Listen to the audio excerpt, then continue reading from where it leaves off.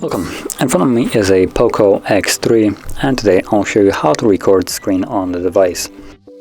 So, to get started, simply pull down the notification panel and find the recording toggle, which for me is right over here.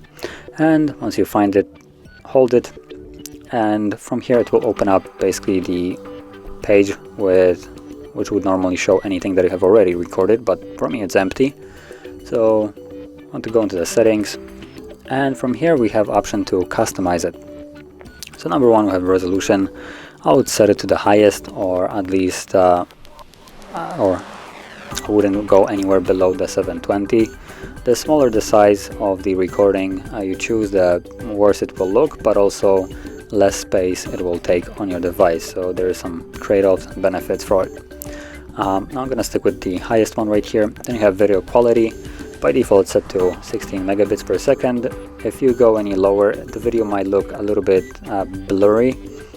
If you go, but again with the resolution, same thing. If you go higher, it will take more space. Then we have orientation. I would keep it at auto. So if your device is in portrait, the video will be recorded in portrait, and if you flip it to landscape, it will also be flipped to landscape to accommodate for the change. So I'm gonna keep that auto. Then we have sound source. You have system sound, mic, and mute. Unfortunately, there is no way of having both of them, and basically you have the mute, which will not record any sound, mic, which will use the microphone to record you talking, and system sound, which will record any kind of app that is open and is making sound. So that'd be, for instance, YouTube playing music that will be then recorded.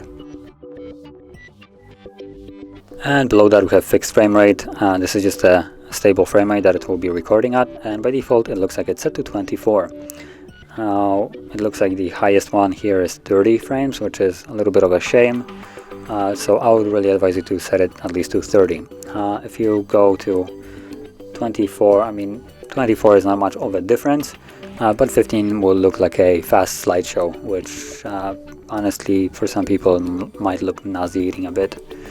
So once you set it to 30, the video will be recorded at that frame rate. Now it's a little bit of a shame that it max out at 30, considering the display itself is 120 Hertz.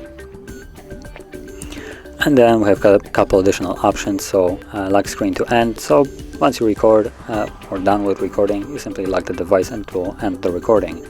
Show touch gestures. Kind of self-explanatory. Shows you where you were touching the display on the recording.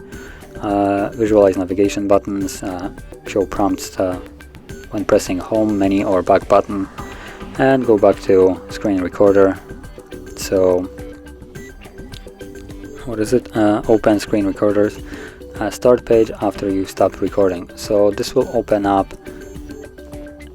this page when we finish recording. So once you have set it all up, we can now get to actually tap on it and it will start recording. Now whatever I will do will now be recorded.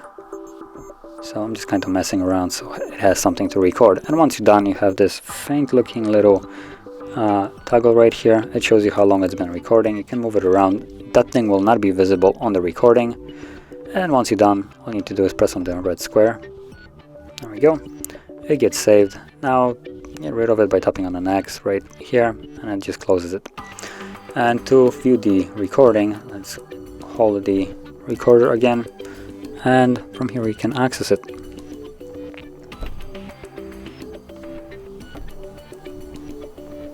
So you can see this is now this is the recording.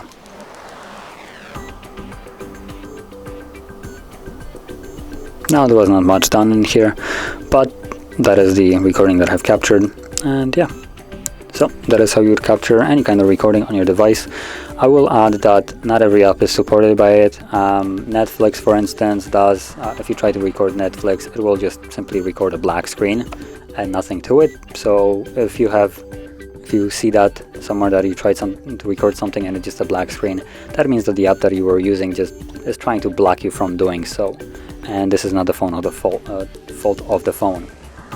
But if you found this video helpful, don't forget to hit like, subscribe, and thanks for watching.